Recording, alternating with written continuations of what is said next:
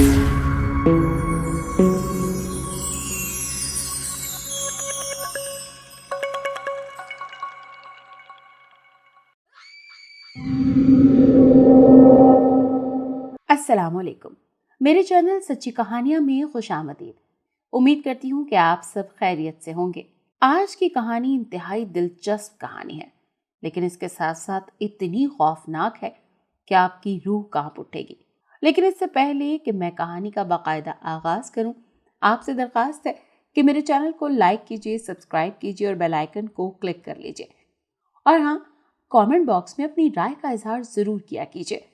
मुझे पढ़कर बहुत अच्छा लगता है और ये भी मालूम होता है कि आप लोग किस किस्म की कहानियां सुनना चाहते हैं और आपको मेरी कहानियां कैसी लगती हैं। तो चलें शुरू करते हैं आज की खौफनाक कहानी। मेरा नाम हुनैन है और मुझे शुरू ही से घूमने फिरने का बहुत शौक था और इसके साथ साथ मुझे फोर्स में काम करना भी बहुत पसंद था। मेरा दिल करता था कि या तो मैं आर्मी ज्वाइन कर लूं या पुलिस ज्वाइन कर लूं। बहुत मिन्नतों समाजतों के बाद उनसे इजाजत ली और फिर मैंने पुलिस को बाकायदा ज्वाइन कर लिया।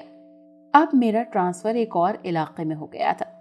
ये मरी के पहाड़ थे, बल्कि अगर गलत ना कहूँ तो ये इलाका मेरा पसंदीदा था। लोग इसको सिर्फ पहाड़ कहते हैं, लेकिन मुझे ऐसा लगता था कि जैसे ये मेरी जिंदगी है। मुझे पहले भी शुमाली इलाका जात बहुत पसंद थे। हमारे पाकिस्तान में खूबसूरती ही इतनी है कि जो देखता है मदहोश हो जाता है। खैर, जिधर आज तक मैं महज सयाह के तौर पर जाता रहा था, वहां आज मैं बाकायदा अपनी ड्यूटी ज्वाइन करने जा रहा था। मैंने सामान पैक किया और अम्मी अब्बू की मौजूदगी में ही रेलवे स्टेशन पहुंच गया। यहां से मेरी जिंदगी के दिनों का वो भयानक सफर शुरू होना था जिससे मैं बिना किसी शक के नावाकिफ था। ये रात के 10 बजे का वक्त था। ट्रेन स्टेशन पर पहुंच चुकी थी। मैंने सारा सामान ट्रेन में रखा और अपने अम्मी अब्बू को खुदा हाफिज कह के उनकी दुआओं के साए में अपने सफ़र का आगाज किया। थोड़ी ही देर में ट्रेन स्टेशन को छोड़ चुकी थी। मैं अपनी निश्चित पर टेक लगाए बैठ गया और कुछ सोचों में गुम हो गया कि आइंदा दिनों के लिए क्या हिकमत अमली अपनाना पड़ेगी। अब मैं एक पुलिस ऑफिसर था और यकीनी सी बात है कि मुझे अपनी ड्यूटी पूरी जिम्मेदारी के साथ सर अंजाम देनी थी। मैं शायद काफी ज्यादा ही सोचों में मगन था। शायद ट्रेन किसी बोसीदा सी पटरी पर से गुजर रही थी, लेकिन मुझे खौफ नहीं था क्योंकि मैं अब ट्रेन के सफर का आदी हो चुका था। कुछ लम्हे तवक्कुफ के बाद नींद ने मेरे ज़हन पर डेरे डालने शुरू कर दिए। ना चाहते हुए भी मेरी आंखें बंद होने लगी थी। हालांकि मैं सोना नहीं चाहता था, मैं इस खूबसूरत सफर का मजा लेना चाहता था, लेकिन क्या किया जा सकता था। नींद के आगे मैं बेबस हो गया था और मेरी आंखों ने मुकम्मल तौर पर हथियार डाल दिए थे। यही वो लम्हा था जब मुझे शायद आने वाले भयानक दिन और रातों की निशानदही की गई थी। ये एक भयानक ख्वाब था जिसमें मैंने एक वादी को तबाह होते देखा, लेकिन ये न जान सका कि इस सारी बर्बादी का जिम्मेदार कौन है या ये सब कैसे हो गया। इंसानी अक्ल इस चीज को मानने से मुसलसल इनकार कर सकती है, क्योंकि ये वाकया था ही ऐसा। मैंने देखा कि हर तरफ खून ही खून था और मैं उसके बीच में खड़ा किसी की भी मदद नहीं कर पा रहा था। इसी असना में एक तरफ से अचानक कोई बहुत जोर से चीखा। अस्तगफिरुल्लाह, ये चीख इंतहाई अजीब थी, इंतहाई भयानक, जो कि हर लम्हा तेज हो रही थी। ये एक इंसानी चीख नहीं थी। जब सारा मंजर बर्दाश्त से बाहर हो गया तो अचानक मेरी आंख खुल गई और ऐन मुमकिन था कि मैं निश्चित से गिर जाता। अचानक आंख खुलने से चूंकि मेरे हवास बहाल नहीं थे, लेकिन मैंने पास ही एक स्टैंड नुमा रॉड को थाम लिया जो कि मजबूती से एक तरफ लगा हुआ था। हवास बहाल होते ही मैंने एक गिलास पानी पिया और घड़ी पर नजर दौड़ाई। ये रात के 2:30 बजे का वक्त था। यकीनन मेरी मंजिल भी करीब आ रही थी। ये ख्वाब बस एक ख्वाब नहीं, आने वाली भयानक रातों की पहली कड़ी थी, जिससे मैं मुकम्मल तौर पर अंजाम था कि मेरे साथ मुस्तकबिल में क्या होने वाला है। अक्सर ऐसा होता है कि हमें कई दफ़ा आने वाली मुश्किलात का ख्वाबों में इशारा हो जाता है, लेकिन हम महज उसे एक ख्वाब समझकर भूल जाते हैं। खैर, मैं फिर से लेट गया और इसी ख्वाब पर मजीद सोचना शुरू कर दिया। ऐसा नहीं था कि मुझे ऐसे डरावने ख्वाब नहीं आते थे, लेकिन ये ख्वाब उस वक्त मेरी जिंदगी का सबसे भयानक ख्वाब था, जिसे मैं आज भी अपनी याददाश्त में पैवस्त किए बैठा हूँ। तकरीबन 3:30 बजे के करीब ट्रेन मरी के मेन स्टेशन के पास रुकी। ऐलान हुआ कि मुसाफिर जिन्होंने मरी में उतरना है वो उतर सकते हैं। सुनते ही मैंने खुद को होश की दुनिया में वापस लाया और साथ ही मैंने अपना सामान उठाया और स्टेशन पर उतर गया। अब ठंडी हवा चल रही थी। चंद लोग इधर उधर मौजूद थे जो सर्दी से ठिठुरे हुए थे और स्टेशन पर मौजूद वेटिंग रूम्स में कोनों में घुसे बैठे थे। मुझे इस वक्त अपने दोस्त हफीज का इंतजार था। हफीज मेरा बचपन का दोस्त था और अगर मैं उसे लंगोटिया दोस्त कहूँ तो इसमें कोई दो बात नहीं होगी। शुरू में हम दोनों एक ही टाउन में रिहाइश पजीर थे, लेकिन बाद में हफीज अपनी पूरी फैमिली के साथ मरी शिफ्ट हो गया था।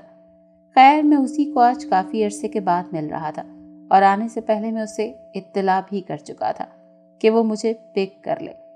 वो बहुत खुश था। इसी असना में घड़ी पर नज़र जमाए बैठा था कि अचानक एक नस्वानी आवाज़ ने मुझे चौंका दिया।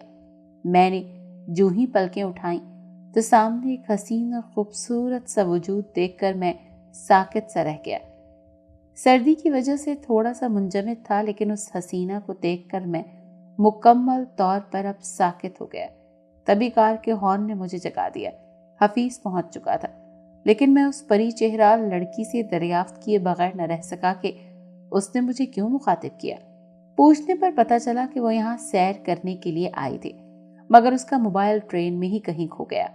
मैं मामला समझ गया था, लिहाजा पूरी बात सुने बगैर उसे अपना फोन थमा दिया। उसने हैरत और प्यार दोनों की मिलीजुली कैफियत से मुझे देखा और जल्दी से नंबर डायल करने लगी। कॉल के बाद उसने फ़ोन मुझे थमा दिया और जल्दी से शरारती से अंदाज में शुक्रिया अदा करके वेटिंग रूम की तरफ बढ़ गई।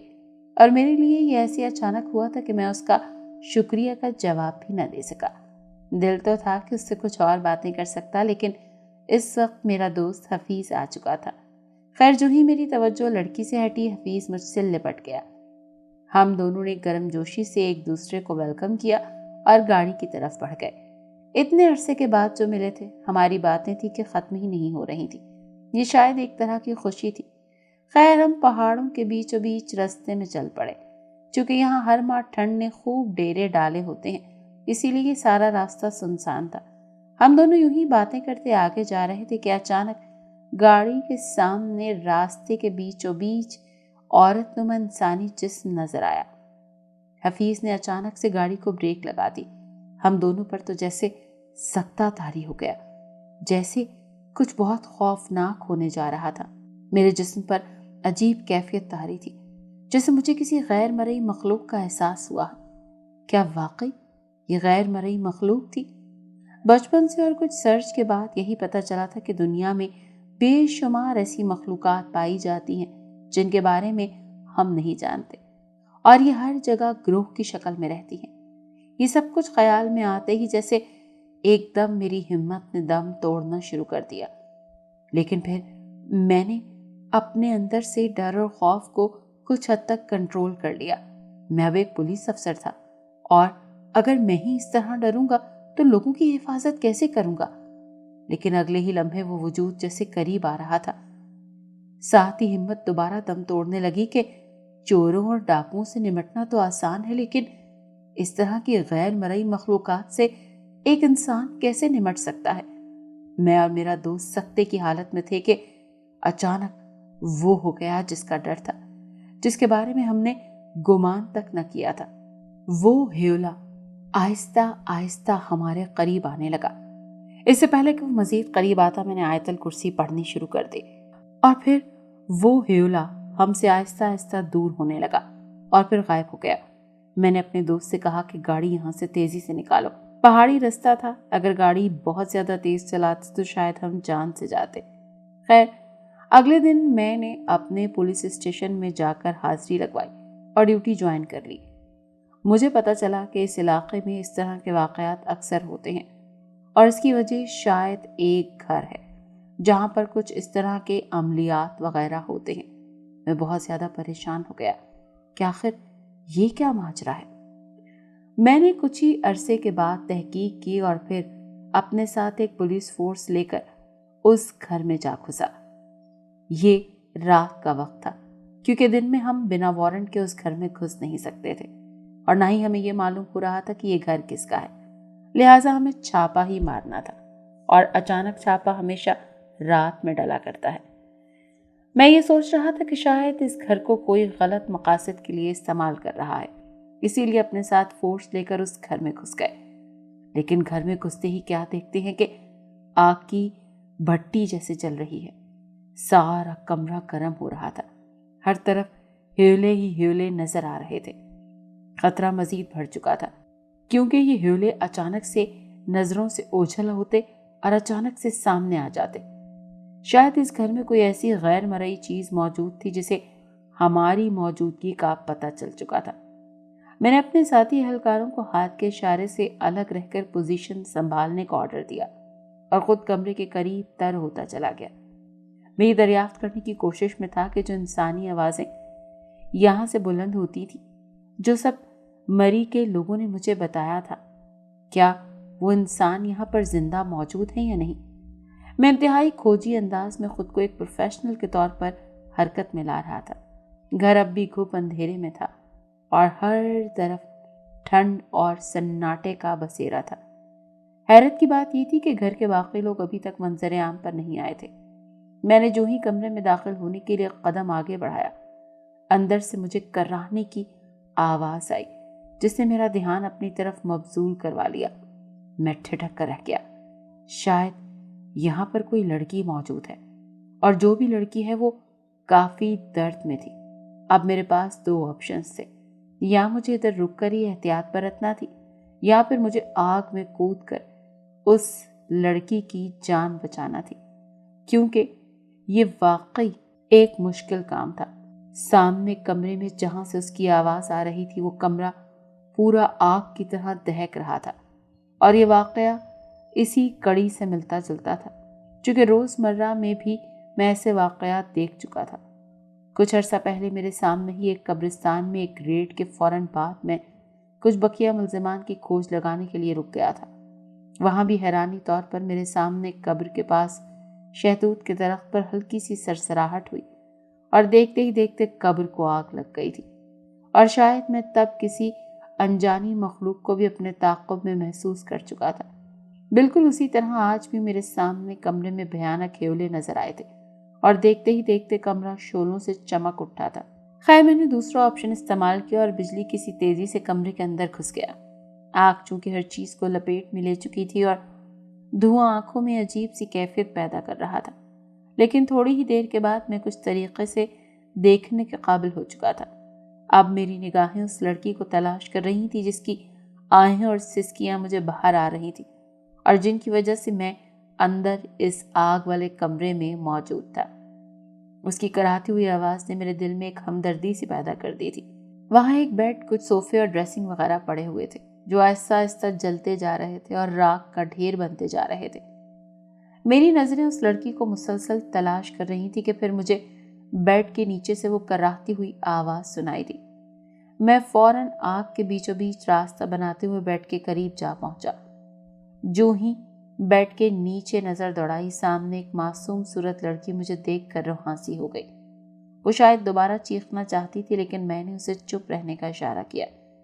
किसी हद तक उसे ये समझाने में कामयाब हो गया कि मैं उसे रेस्क्यू ही करने आया हूँ। मेरे ख्यालात में ये था कि अब तक लड़की को वो ह्योले आधा चबा चुके होंगे, लेकिन शायद मैंने और मेरे साथियों ने उनकी इस कार्रवाई में खलल डाल दिया था, क्योंकि मैं गांव वालों से ये कहानियां सुन चुका था कि इस गांव से बहुत से बच्चे, लड़कियां और कुछ जवान भी गायब हो चुके हैं, और इसके बाद उनकी सिर्फ हड्डियां ही मिलती हैं, और सबके सब इस घर पे आके निशान छोड़ते हैं। इसीलिए मैंने इस घर पे रेड डाली थी, लेकिन अब इस लड़की के जिंदा बच जाने की आस मुझे बिल्कुल नहीं थी। यूं उसको अपने सामने जिंदा देखकर मैं हैरान रह गया था। मैंने उसे अपना हाथ दिया कि इसको थामे। वो झिझक कर थोड़ी और दूर चली गई, پھر اعتماد میں لیتے ہوئے میں نے سرگوشی میں سمجھایا کہ میں اسے بچانے کے لیے ہی آیا ہوں۔ کچھ لمحے بعد ہی میں اسے آگ سے بچاتے ہوئے کمرے سے باہر نکالنے میں کامیاب ہو گیا تھا۔ باہر نکلتے ہی میری نظریں اچانک دونوں اہلکار ساتھیوں کے تعاقب میں ادھر ادھر بھٹکنے لگیں۔ وہ دونوں اپنی اپنی پوزیشنز پر موجود نہیں تھے۔ میں انہیں بیک اپ کے طور پر کمرے کے نزدیک ہی چھوڑ کر گیا تھا۔ میرا دل کسی بڑے خطرے کی خبر دے رہا تھا کہ اتنی دیر میں راہداری کے بائیں سائڈ سے بھاگنے کی آوازیں آنا شروع ہو گئیں۔ یہ انسانی قدموں کی ہی آواز تھی، لیکن سوال یہ تھا کہ یہ کون ہو سکتا ہے، کیونکہ لڑکی کے مطابق تو یہاں پر کوئی اور ہی مخلوق موجود تھی۔ گھر کے تہہ خانے اور بلائی حصے بھی یہاں پر موجود تھے۔ جب ان کو چھانا گیا تو وہاں سے بھی ادھ کھائی ہوئی لاشیں ملی، جن کو کہ انتہائی بے دردی سے قتل کیا گیا تھا۔ خیر، میں نے لڑکی سے پیچھے رہنے کا اشارہ کیا اور ہمت کر کے قدموں کی طرف بڑھنے لگا۔ میرا دل بہت مضبوط تھا، لیکن اس وقت میں کچھ ڈگمگا سا رہا تھا۔ ابھی میں راہداری کے بائیں کونے میں پہنچا ہی تھا کہ آگے ایک ساتھی اہلکار زخمی حالت میں برآمد ہوا۔ اوہ میرے خدایا! اس نے جلدی سے بولنا شروع کیا۔ اس کے مطابق دونوں اہلکار انتہائی محتاط انداز میں کھڑے تھے کہ اچانک کہیں سے اندھیرے میں ہی کوئی تیز دھار سی چیز ہوا میں اڑتی ہوئی آئی، جو دوسرے اہلکار کی گردن پر چیرتے ہوئے سامنے دیوار پر جا گری۔ میں نے کنفرم کرنے کے لیے سامنے دیوار پر ٹارچ ڈالی ہی تھی کہ گھنے سیاہ بالوں اور آنکھوں کے گرد سیاہ حلقوں والی کوئی عجیب سی خوفناک چیز مجھے دکھائی دی۔ اس کی آنکھیں ابلنا شروع ہو چکی تھی۔ اس کا مطلب انتہائی صاف تھا کہ اب کوئی نہیں بچ پائے گا۔ اسی وقت میں نے ٹارچ کو گھمایا، لڑکی کا ہاتھ اپنے ہاتھ میں لیا اور اہلکار کو بھی گھر سے باہر کی طرف دوڑنے کا کہتے ہوئے خود بھی دوڑ لگا دی۔ پیچھے سے اچانک گھر میں توڑ پھوڑ اور شیطانی قہقہوں کی آوازیں آنا شروع ہو گئیں۔ اچانک محسوس ہوا کہ کچھ بھاری قدم ہمارے تعاقب میں بھی تھے، لیکن میں رک کر چیک کرنے کی پوزیشن میں ہرگز نہیں تھا۔ میں بہادر ضرور تھا، لیکن بیوقوف نہیں تھا۔ مجھے معلوم تھا کہ یہ کام انسان نہیں کوئی عالم ہی کر سکتا ہے، لہٰذا میں نے وہاں سے بھاگنے میں ہی عافیت سمجھی۔ فوراً ہی ہم گھر کا گیٹ کراس کر چکے تھے۔ باہر نکلتے ہی میں نے وائرلیس پر بقیہ ساتھیوں کو ہمراہ آنے کا آرڈر دیا اور کچھ ہی دیر میں ہم وہاں سے تقریباً بچ کر نکل گئے۔ یہ گھر ایک کھنڈر نما عمارت بن چکا تھا اور شاید اسی لیے یہاں پر ایسی چیزوں کا بسیرا تھا اور یہاں کے لوگ اس سے اچھی طرح سے واقف تھے۔ گھر پہنچتے ہی میں نے اس لڑکی کو حفیظ کے حوالے کیا اور خود اہلکاروں کی رہائش گاہ پر آ گیا، جن میں سے کچھ شدید سہمے ہوئے تھے اور کچھ بظاہر تو خوب مضبوط نظر آ رہے تھے، لیکن میں جان سکتا تھا کہ وہ بھی کافی گھبرائے ہوئے ہیں۔ لیکن سب ہی داد کے قابل تھے، جو ان غیر مرئی مخلوق سے نبردآزماں ہو کر آ رہے تھے۔ بے شک سبھی فرض کو خوب ایمانداری سے نبھا رہے تھے۔ جو اہلکار اس گھر میں مارا جا چکا تھا اس کے لیے بھی میرے دل میں کافی افسوس تھا، لیکن میں اس وقت انتہائی بے بسی کی تصویر بنا ہوا تھا۔ خیر، میں سب اہلکاروں کو دوبارہ حوصلہ دے کر آنے والی مصیبتوں سے ہمیشہ نمٹنے کے لیے تیار رہنے کا کہہ کر واپس آ گیا۔ میں بہت زیادہ تھک چکا تھا، پتہ نہیں کس لمحے میری آنکھ لگ گئی، لیکن اب کی بار جو خواب آنا تھا اس سے میں انتہائی ناواقف تھا اور انجانی نیند کے مزے لوٹ رہا تھا کہ اچانک کسی چینل میں شو کے دوران ایک مشہوری کی مانند ایک خواب نما واقعے نے میرے 14 طبق روشن کر دیے۔ گھڑی اس وقت رات کے 2:30 بجا رہی تھی اور میں پھر ہال کے صوفے پر دراز تھا۔ اس خواب کے مطابق میں اچانک رات گئے میں اٹھا تھا۔ وہ لڑکی جس کی میں نے جان بچائی گھر تک لے آیا، اس کے روم کی طرف بڑھ گیا۔ روم کا دروازہ کھولتے ہی مجھے کچھ عجیب سی بدبو نے آ لیا اور میں خواب میں ہی بے ہوش ہو گیا۔ ایسی بے ہوشی بھی نہایت عجیب تھی جس میں بس آنکھیں جھپک رہا تھا اور میرے عین سامنے سمجھ سے باہر آنے والے مناظر جنم لے رہے تھے اور کسی سلائیڈ شو میں گھوم رہے تھے۔ تبھی میری ذہنی کوفت اتنی بڑھ چکی تھی کہ میں ہڑبڑا کر اٹھ بیٹھا۔ دن بھر سے اب تک میں جس طرح خون منجمد کر دینے والی سردی میں اپنے ساتھیوں کے ہمراہ ایک جنگ نما معاملات حل کر کر آ رہا تھا، اس کے بعد میرا دماغ ٹکانے رہنا انتہائی مشکل تھا۔ میں اس خواب کو اپنی ضرورت سے زیادہ سوچنے لگ گیا تھا۔ میں اس کو اگنور کرنا چاہتا تھا۔ میں بے ہوشی کی مانند وہیں پر بیٹھا ہوا تھا اور یہی سوچتے سوچتے کہ اب میں اس خواب کو نہیں سوچوں گا، میں دوبارہ سے نیند کی وادیوں میں کھو گیا۔ مجھے کسی نے اٹھانا مناسب نہیں سمجھا کیونکہ میں بہت تھک چکا تھا۔ خیر، جو ہی میں بیدار ہوا سب لوگ سامنے دوسرے صوفوں پر بیٹھے محو گفتگو تھے اور معلوم کرنے پر پتہ چلا کہ کسی بابا کو بلایا جا چکا ہے جن کا نام شاہ صاحب ہے اور وہ اس وقت ایک کمرے میں موجود ہیں اور عبادت کر رہے ہیں۔ میں ابھی ان کا سامنا نہیں کرنا چاہتا تھا، لہٰذا جلدی سے اٹھ کھڑا ہوا اور واش روم کی طرف بڑھ گیا۔ گرم پانی نے کافی حد تک میری تھکن کو اتار دیا تھا اور میں قدرے بہتر فیل کر رہا تھا۔ اس کے بعد میں اٹھا اور اس لڑکی کے گھر چلا گیا۔ میں اس سے پوچھنا چاہتا تھا کہ آخر اس نے وہاں پر کیا دیکھا اور وہ وہاں پر پہنچی کیسے۔ میرے سوالات کا سامنا اس وقت وہ لڑکی کر رہی تھی جس کا نام زری تھا۔ اس نے مجھے بتایا تھا کہ وہ مخلوق پہلے ڈراتی تھی، پھر جسم اور دماغ پر حاوی ہوتی تھی اور پھر آہستہ سے انسان کو اپنے خطرناک چنگل میں پھانس کر اس کے جسم کو چبا کر کھا جایا کرتی تھی۔ اس نے اپنی تمام فیملی ممبرز کے ساتھ یہ بھیانک سلوک دیکھا تھا اور شاید اب تک وہ کسی شوق میں تھی۔ خیر، میں قریباً ساری معلومات اس سے حاصل کر کے دوبارہ سے گیسٹ روم کی طرف آ گیا۔ گیسٹ روم اب کافی دنوں سے میری ہی ملکیت تھا۔ خیر، میں شاید ذہنی طور پر اس قدر تھک چکا تھا کہ بیان سے باہر تھا، لیکن شاید زندگی اسی کا نام ہے۔ ہمیں ساتھ مل کر مقابلہ کرنا تھا اور اپنی خاطر نہ صحیح تو دوسروں کی خاطر جان سے گزر جانے میں بھی گریز نہیں کرنا تھی۔ میرے وہم و گمان میں بھی نہیں تھا کہ مری میں اس سارے مصائب کا حل اسی رات میں نکل جانا تھا، اور جو حالات آنے والے تھے یقیناً آج بھی یاد آتے ہیں اور میں اشک بار ہو جاتا ہوں۔ رات کے 10 بجے کے بعد جب میں گیسٹ روم میں پہنچا، فوراً ہی زری میرے پیچھے آ گئی۔ میں ایک دم حیران ہو گیا کہ وہ اپنے گھر میں کیوں نہیں رہ رہی، تو اس نے کہا کہ مجھے وہاں اکیلے بہت ڈر لگتا ہے، اگر آپ برا نہ مانیں تو میں بھی یہاں آپ کے ساتھ گیسٹ روم میں رہنا چاہتی ہوں۔ میں دوسرے کمرے میں رہ لوں گی اور آپ کو بالکل بھی تنگ نہیں کروں گی، لیکن مجھ پر مہربانی کریں۔ میں مان گیا۔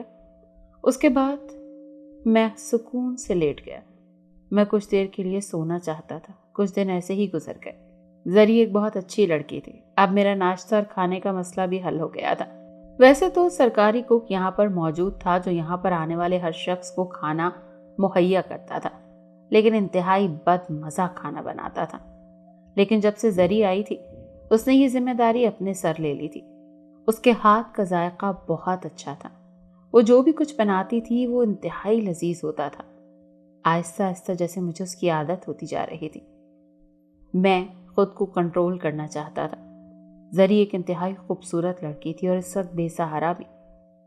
میرا دل اس کی طرف مائل ہونے لگا تھا، لیکن میں فی الحال اسے کچھ بتانا نہیں چاہتا تھا۔ وہ بھی شاید مجھے پسند کرنے لگی تھی، لیکن کئی دفعہ ذہن میں آتا تھا کہ شاید زری حالات کی ماری ہے، اس کے پاس کوئی اور سہارا نہیں، تو شاید اسی لیے وہ میری پناہ میں آنا چاہتی ہے۔ لیکن پھر آہستہ آہستہ اس کی نظروں کے زاویے مجھے بتانے لگے کہ وہ بھی مجھے دل سے پسند کرتی ہے۔ خیر، آج بھی میں بہت زیادہ تھک چکا تھا اور جیسے ہی میں اپنے روم میں آیا تو وہ دروازہ ناک کر کے اندر آئی اور آتے ہی مجھ سے لپٹ گئی۔ یہ سب تو میری توقع کے بالکل برعکس تھا۔ مجھے یہ تھا کہ شاید چائے اور کافی کی دعوت دینے آئی ہوگی، لیکن وہ پری چہرہ صورت مجھ سے لپٹ کر شاید مکمل طور پر بکھر سی گئی تھی۔ مجھے بھی معلوم نہیں تھا کہ یہ سب کیوں اور کیسے ہو رہا تھا۔ کاش میں ان لمحوں کو وہیں سمیٹ لیتا، کاش میں زری کو مری سے باہر بھیج دیتا، لیکن شاید کاش ہمیشہ سے کاش ہی رہتا ہے۔ میں بھی کتنا عجیب اور حوصلہ مند انسان تھا، اپنی محبت کو ہی ان حالات میں جب موت اتنے دن سے ہماری گھات لگائے بیٹھی تھی، میں اسے اپنے سینے سے لگائے بیٹھا تھا۔ بکھرتی زری کو میں نے باہوں کا سہارا دیا، وہ مزید بکھرتی چلی گئی۔ شاید میں کبھی اسے سمیٹنے سے انکاری نہیں تھا۔ خیر، کچھ لمحے اسی طرح سے ایموشنل رہنے کے بعد میں نے زری کا چہرہ دونوں ہاتھوں سے اٹھایا۔ باخدا وہ رو رہی تھی۔ اس کا چہرہ کسی شفاف پانی کی طرح نکھر سا گیا تھا، لیکن میں چونکہ اس کی آنکھوں میں آنسو نہیں دیکھ سکتا تھا، اسی لیے میں نے اسے کہا کہ چپ ہو جا، اور اس کی آنکھیں صاف کی۔ مجھے شاید یوں ہی محبت کرنا آتی تھی۔ میں اس کی آنکھوں میں جھانک کر دیکھ چکا تھا کہ وہ کچھ بتانا چاہ رہی تھی۔ میں نے انتہائی محبت سے اس سے سارا ماجرا دریافت کیا۔ اب کی بار وہ بولی، لیکن وہ اتنی روحانسی ہو گئی تھی کہ اس کی ہچکی بن گئی۔ میں نے فوری طور پر اسے صوفے پر بٹھایا اور گلاس میں پانی ڈال کر اسے بضد کیا کہ وہ اس کو پیے۔ خیر، کچھ دیر خاموش رہنے کے بعد اس نے اپنا رات کا خواب مجھ سے شیئر کرنا چاہا۔ جو شاید وہ اب تک میری مصروفیت کی وجہ سے مجھے سنا نہیں پائی تھی۔ اس کے مطابق ہم دونوں ایک دوسرے کا ہاتھ پکڑے ہیں کہ اچانک کسی اندھیرے میں غائب ہو گئے اور کافی دیر تک اس کا خواب یوں ہی خالی اندھیرے کی زینت بنا رہا۔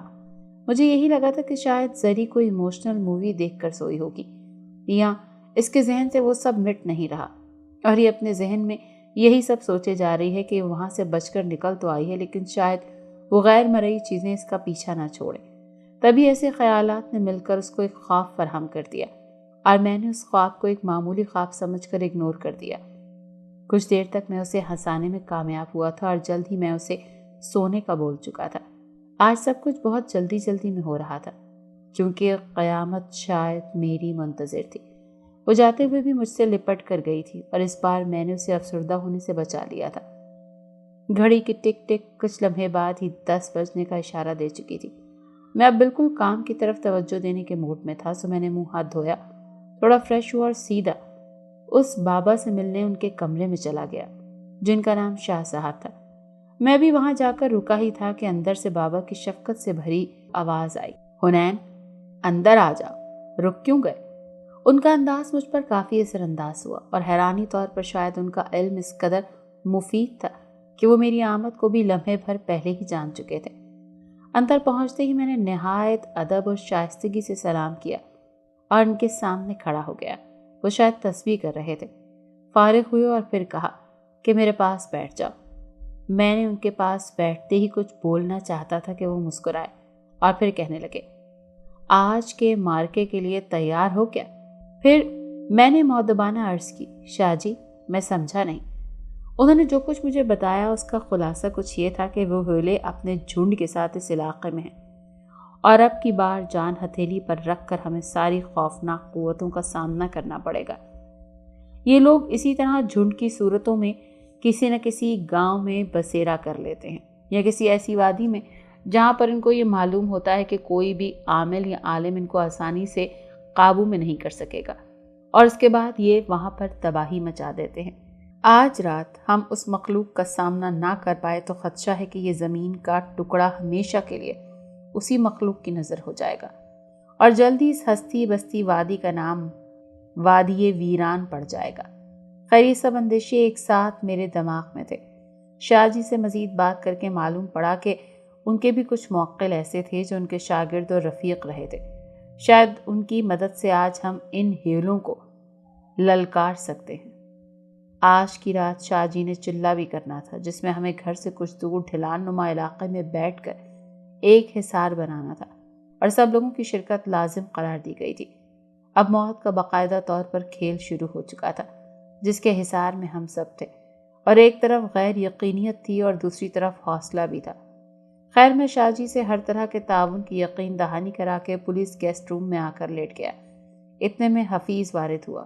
وہ میرے بھائی جیسا تھا، وہ ہمیشہ سے میرے ساتھ رہا تھا۔ ہماری دوستی اس قدر پکی تھی کہ کالج کے دنوں میں بھی ہم لوگ شرارتوں میں ہمیشہ اکٹھے ہی رہتے تھے۔ اندر آتے ہی اس کی وہی پرانی عادت تھی، کوئی نہ کوئی چٹکلا سنا دینا۔ مجھ سے شادی کا دریافت کرنے لگا۔ اس آخری اور خطرناک رات میں بھی اسے مذاق سوچ رہا تھا، لیکن وہ شخص مائنڈ فریش کر دیا کرتا تھا۔ خیر کچھ دیر ہنسنے ہنسانے کے بعد میں نے اسے سارے معاملات سے آگاہ کیا اور سمجھا دیا کہ گھر کی عورتوں کو اعتماد میں لے لے، یہ سب باتیں آرام سے سمجھا دے تاکہ وقت آنے پر وہ حواس باختہ ہو کر کوئی الٹی سیدھی حرکت نہ کر دیں۔ میں کچھ دیر کی ہدایات سنتے ہی رفو چکر ہو گیا۔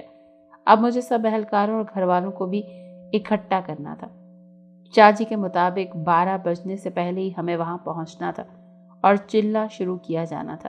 لہٰذا میں نے فوراً اپنا یونیفارم پہنا، اپنے پاس پسٹل رکھی اور دیگر ضروری سامان ریڈی کیا۔ اس مشن میں کمر کس کے ایک طرح سے خود کو پیش کرنے کے لیے میں اب مکمل طور پر تیار تھا۔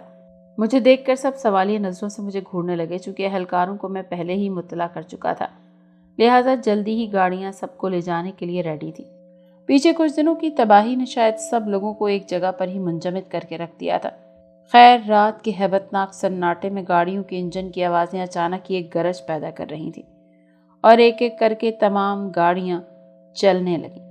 اب کچھ لوگ گاڑیوں پر سے اتر رہے تھے کہ اچانک کہیں سے ایک برف کا بڑا سا گولا ڈھلان کی طرف دیکھتے ہی دیکھتے نزدیک آنے لگا۔ میں نے بآواز بلند چیخ کر سب کو حصار بنانے کا کہا اور کچھ ہی دیر کے بعد ہم سب دائرہ نما حصاروں میں خود کو سمیٹ کر بیٹھ گئے۔ شاہ جی کے مطابق حصار سے نکلنے والا جان سے ہاتھ دھو سکتا تھا، کیونکہ جس مخلوق سے ہمارا پالا پڑا تھا وہ منٹ میں انسانوں کو کچا چبانے والی تھی۔ میں نے سب کو سینکڑوں دفعہ سمجھایا اور خود بھی حصار کے اندر ہو لیا۔ سب کی نظریں اب شاہ جی کی طرف تھیں، گویا کہ اس گھپ اندھیرے میں کچھ بھی نظر آنے سے قاصر تھا، لیکن شاہ جی کی نشست کے سمت میں سب لوگوں کی نظریں تھیں۔ کچھ دیر بعد ہولناک منظر شروع ہو چکا تھا۔ ہمارے نشستوں سے کچھ فاصلے پر ہی پھڑ پھڑانے کا شور بلند ہو رہا تھا جو کانوں کو پاگل کر رہا تھا۔ اچانک ہر طرف پھر خاموشی چھا گئی، پھڑ پھڑانے کا عمل رک گیا۔ بابا شاید چلے میں محو تھے، لیکن میری غلط فہمی جلد دور ہو گئی۔ اچانک سے دل دہلا دینے والی چیخیں دور سے ہوتی ہوئی ہمارے نزدیک آ کر رک گئیں۔ چلے کے مطابق کسی بھی شخص کو بولنا نہیں تھا، ورنہ بھاری نقصان اٹھانا پڑ سکتا تھا۔ اب یہ عمل جاری تھا کہ حفیظ کے گھر کی چھوٹی بچی جس کا نام دائمہ تھا، وہ اپنی جگہ پر بیٹھی ہوئی تھی کہ اچانک ہوا میں بلند ہو گئی اور دیکھتے ہی دیکھتے کافی اونچائی پر چلی گئی۔ اوہ میرے خدایا، وہ انسان تھی نہیں، لیکن جلد ہی جب وہ زمین پر آن پڑی میرا شک دور ہو گیا۔ وہ منہ کے بل گری، تبھی مجھ سے ایک احمقانہ حرکت ہوئی اور اسے بچانے کے لیے میں حصار سے نکل گیا، فوراً اسے سہارا دیا۔ خدا کا کرنا ایسا تھا کہ برف نرم تھی، اس کی جان بچ گئی تھی۔ اسے حصار میں لے کر جانے کے لیے میں جیسے ہی قریب پہنچا، کوئی بھاری چیز پیچھے سے ٹکرائی، شاید میں اپنے ہی حصار میں جا گرا۔ میں شاید کچھ منٹس تک دنیا و مافیا سے بے خبر پڑا رہا۔ ہوش میں آتے ہی وہی اندھیرا تھا اور دائمہ میرے پاس ہی بیٹھی تھی۔ اب شاید سب کچھ نارمل تھا۔ میں کچھ بھی بولے بغیر اپنی نشست پر بیٹھا رہا۔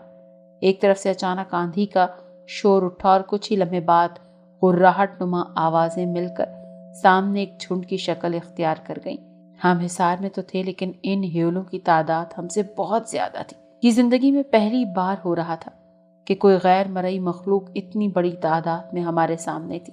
شاید وہ مخلوق پوری کی پوری وادی پر قبضہ کرنا چاہتی تھی۔ ان سب کی تعداد بہت زیادہ تھی۔ ہوا میں معلق یہ ہیولے لمبی زبانوں اور گھنے بالوں کے حامل تھے۔ سب مدھم سفید پوشاک نما لباس میں تھے اور رات کے اس پہر شدید سردی میں اور بھی پراسرار تاثر دے رہے تھے۔ شاہ جی نے سب سے آنکھیں بند رکھنے کو کہا۔ شاید کچھ بہت ہی بھیانک ہونے والا تھا۔ جلدی شیطانی آوازیں ہمارے قریب تر ہو گئیں اور دھماکے سے ایک دم سب کچھ سنسان ہو گیا۔ میں نے فوراً آنکھ کھول دی۔ قریب کے حصار سے زری کے کراہنے کی آواز آ رہی تھی۔ میرا دل دھک سے رہ گیا۔ زری کو کچھ نہیں ہو سکتا۔ میں اندھا دھند اپنے حصار سے اس کے پاس پہنچا۔ اس کی پسلیوں میں کوئی شیشہ نما چیز آ کر لگی تھی اور خون رس رہا تھا۔ اندھیرے میں صاف اندازہ لگایا جا سکتا تھا۔ میں حصار توڑ چکا تھا اور چلہ شاید خراب ہو چکا تھا۔ شاہ جی نے بھی مجھے آواز دی تھی، لیکن میں سن نہ پایا، کیونکہ لاکھ ڈر وہ انسان تھا اپنی محبت کو اس حالت میں دیکھ کر تڑپ اٹھا تھا۔ تبھی ہماری بربادی شروع ہو گئی۔ انجانی جگہوں سے بڑے بڑے پتھر کی برسات شروع ہوئی اور غراہٹ نے علاقے کو ایک بار پھر گونج کا احساس دلایا۔ شاید یہ وہی قیامت تھی جس کا میں سوچ کر بیٹھا تھا۔ میں نے زری کو فوری طور پر پاس کے ایک درخت کے پاس ہی لٹایا اور اپنی جیکٹ اسے اڑا دی۔ زری کی سانسیں برابر چل رہی تھیں۔ میں نے اسے ماتھے پر بوسہ دیا اور واپس کسی پاگل شخص کی طرح سب کو اونچی آواز میں بلا بلا کر درختوں کی اوٹ کا کہتا رہا۔ اندھیرے میں بہت سے لوگ زخمی ہو گئے، لیکن میں نے ایک ایک کر کے سب کو آواز دی۔ حفیظ میری آواز کے جواب میں پاس تھا اور اسے میں نے ہدایت کے طور پر سب کو سائٹ پر لے جانے کا کہا اور سختی سے کہا کہ سب لوگ دو دو کر کے الگ ہو جائیں۔ حالات کافی حد تک بگڑ چکے تھے۔ میں تیزی سے شاہ جی کی طرف بڑھ رہا تھا کہ اچانک کوئی بڑی چمگادڑ دائیں اور سے نکلی اور میرے بازو پر گہرا زخم دیتے ہوئے آگے نکل گئی۔ میں ایک دم چیخ کر رہ گیا۔ میرا بازو لہو لہان ہو چکا تھا، لیکن اس وقت کوئی تدبیر نہیں تھی سوائے اس کے کہ میں نے اپنا بیلٹ اتارا اور کس کر اپنے زخم پر باندھ لیا۔ میں شاہ جی کے پاس پہنچا ہی تھا کہ شاہ جی نے پریشانی کی حالت میں مجھے بتایا کہ بہت بڑی غلطی ہو چکی ہے۔ شاہ جی بھی شاید زخمی ہوئے تھے، لیکن ان کی آواز میں وہی ٹھہراؤ تھا۔ شاہ جی نے پھر سے بولنا شروع کیا۔ حنین، اب آخری حربہ بچا ہے میرے پاس۔ میرے دریافت کرنے پر جو کچھ معلوم ہوا وہ زیادہ خوفناک نہیں تھا، کیونکہ میں نے شاہ جی سے ہر طرح کا تعاون فراہم کرنے کی یقین دہانی کرائی تھی۔ شاہ جی کے مطابق کسی بھی ایک انسان کو استعمال کر کے اسے ان مخلوقات کے لیے چارہ بنانا تھا تاکہ چلہ مکمل ہو سکے۔ عرض میں یہی بات کنفرم تھی کہ جان سے ہاتھ دھونا پڑ سکتے ہیں۔ ابھی وقت بہت کم تھا، اور چونکہ میں نے یہ سارا کھیل بگاڑا تھا، مجھے ہی اسے سمیٹنا بھی تھا۔ شاہ جی نے ہر ممکن کوشش سے مجھ پر کچھ پھونکا اور جلدی میں اکیلا کھلے میدان میں خود کو لیے ایک مخصوص حصار میں کھڑا تھا۔ شاہ جی پیچھے سے بآواز بلند چلے کے لیے مقدس الفاظ پڑھ رہے تھے کہ اچانک مجھے حفیظ کی آواز سنائی دی۔ او شٹ! میں چلایا، حفیظ ان کے پاس جا پلیز! میں شاید دل بند ہو جانے کی حد تک آ گیا تھا۔ میری زندگی خاص تھی تو بس ماں باپ کے لیے، بہن بھائیوں کے لیے، لیکن حفیظ کی ایک جان سی بیٹی، ایک بیوی، میرا دماغ چکرا کر رہ گیا۔ مجھے آج بھی اس کی وہ ہنسی یاد ہے۔ حفیظ نے میرے چیخنے کا جواب ایک ہنسی سے ہی دیا تھا کہ اچانک پیچھے سے کوئی نوکدار چیز آئی اور حفیظ کے پیٹ کو چیرتی ہوئی آگے بڑھ گئی۔ میں نے آگے بڑھ کر اسے تھاما، لیکن وہ وہی ہنسی کے لیے مجھے دیکھتا رہا اور کہنے لگا کہ ایسا نہیں ہو سکتا کہ میرا دوست موت کو گلے لگائے اور میں کھڑا دیکھتا رہوں۔ میری بیوی اور بیٹی کا خیال رکھنا، یہ آخری الفاظ اور ایک خوبصورت سی ہنسی کے ساتھ وہ وہیں ٹھنڈا ہو گیا۔ نہیں حفیظ نہیں، ایسے نہیں جا سکتا، تو ایسے نہیں جا سکتا، میں چیخا۔ تبھی شاہ جی کی آواز نے میرے پاگل پن کو حوصلہ دیا۔ شاہ جی نے مجھے فوری طور پر اندر جانے کا کہا۔ میں حصار میں بیٹھ گیا اور کافی دیر تک چیختا چلاتا رہا کہ اچانک سب کچھ تھم گیا۔ شاید اب سب کچھ نارمل ہونے والا تھا، لیکن یہ اندازہ بھی غلط ثابت ہوا۔ میں اٹھنے ہی والا تھا کہ کوئی سایہ میرے بالکل قریب آیا اور کسی باریک سی چیز سے میرے جسم پر زخم ڈالتے ہوئے غائب ہو گیا۔ یہ درد کی انتہا تھی۔ شاید میں جو سانس لے رہا تھا یہ حصار کا کچھ اثر تھا۔ میں انتہا کا تھک چکا تھا، میں کسی بھی اور جان کو ضائع ہونے نہیں دے سکتا تھا۔ یہ تقریباً فجر کے قریب کا وقت تھا۔ چلہ جاری تھا اور میں بے حال ہوا حصار میں پڑا تھا کہ اچانک شیطانی چیخیں پھر سے بلند ہوئی۔ اس بار آسمان انگاروں کی طرح چمک سا گیا۔ میرے خدا! تبھی اس آسمانی پیلی روشنی میں بے انتہا ہیبت ناک پتلے جلتے ہوئے دکھائی دیے۔ کچھ دیر حصار میں رہ کر میں نے اٹھنے کی کوشش کی تو میرا جسم منتوں پر آ گیا۔ شاید اب میں ہل بھی نہیں سکتا تھا۔ آخری ہمت اکٹھی کر کے میں کسی ادھ مردہ شخص کی طرح چلتا ہوا پھر حفیظ کے پاس پہنچا۔ اس کی نبض چیک کی۔ میں قریباً اچھل گیا تھا، اس کی نبض ابھی بھی چل رہی تھی۔ میں نے بآواز بلند سب کو آواز دی، یہ زندہ ہے، میرا دوست زندہ ہے۔ میں بے انتہا خوش تھا۔ میں نے سب کو بولا کہ اس کو دیکھو، یہ زندہ ہے، شاید یہ بچ جائے۔ سب میری طرف آ گئے۔ ہم لوگ اس علاقے کو بچانے میں کامیاب ہوئے۔ جلدی میں شاہ جی کے پاس پہنچا۔ شاہ جی بے ہوشی اور میں ایک طرف پڑے تھے۔ میں نے جلدی ہلکاروں کی مدد سے ان کو اٹھایا اور درختوں کے پاس لے آیا۔ اچانک خیال آیا، زری! میں بھاگتا ہوا بائیں جانب زری کے پاس پہنچا۔ یوں محسوس ہو رہا تھا کہ وہ سو رہی ہے۔ میں نے اس کی نبض چیک کی اور بس چپ ہو کر رہ گیا۔ زری اب نہیں رہی تھی۔ وہ پری چہرہ، وہ میری والہانہ محبت کی حقدار، دنیا چھوڑ کر ہی چلی گئی تھی۔ وہ آخری وقت تک میرے ساتھ تھی۔ میں بہت زیادہ رویا۔ میری محبت آج مجھے دنیا میں اکیلا چھوڑ کر جا چکی تھی۔ میں پورے زور سے اسے باہوں میں سمیٹ کر چلا اٹھا۔ اس کی پیشانی چوم کر صرف اتنا ہی پوچھ سکا تھا کہ کیوں زری، کیوں تم مجھے چھوڑ کر چلی گئی؟ اس کے بعد مجھے ہوش نہ رہا۔ اگلے ہی روز جب مجھے ہوش آیا تو میں اسپتال میں موجود تھا۔ حفیظ کو آپریٹ کر کے ریسکیو کر لیا گیا تھا اور اب وہ شاید زندگی کی طرف لوٹ رہا تھا۔ میرے سامنے بہت سارے لوگ کھڑے تھے جو مجھ پر فخر کر رہے تھے، لیکن زری مجھے چھوڑ کر چلی گئی تھی۔ میں ضبط نہیں کر پایا۔ اتنا رویا کہ میرا جی چاہا کہ کاش میں بھی مر جاتا، لیکن یہ زندگی ہے اور اسے جینا پڑتا ہے۔ میں اپنی جاب سے ریزائن کر چکا تھا۔ میں وہ شہر ہمیشہ کے لیے چھوڑ کر واپس اپنے شہر آ گیا تھا۔ حفیظ کے اب 2 بیٹے ہیں، ماشاءاللہ وہ اپنی زندگی ہنسی خوشی جی رہا ہے، لیکن میرے ذہن سے آج بھی زری کہیں نہیں گئی۔ آج بھی میں اکثر شام کو جب اپنے گھر کے ٹیرس پر اکیلا بیٹھتا ہوں تو مجھے ایسے لگتا ہے جیسے میرے ساتھ زری موجود ہے۔ میں اکثر اسے کہتا ہوں کہ اس جہان میں نہیں، لیکن بہت جلد ہم اگلے جہان میں اکٹھے ہوں گے اور وہاں مجھے تمہارا ساتھ ضرور نصیب ہوگا۔ میں اس غیر مرئی مخلوق سے شاہ صاحب کی مدد کے ساتھ جنگ تو جیت گیا، لیکن اپنی خوشیوں کی جنگ ہار گیا۔ میری زندگی تو زری کے ساتھ تھی، لیکن وہ غیر مرئی مخلوق جاتے جاتے مجھ سے میری محبت چھین کر لے گئی۔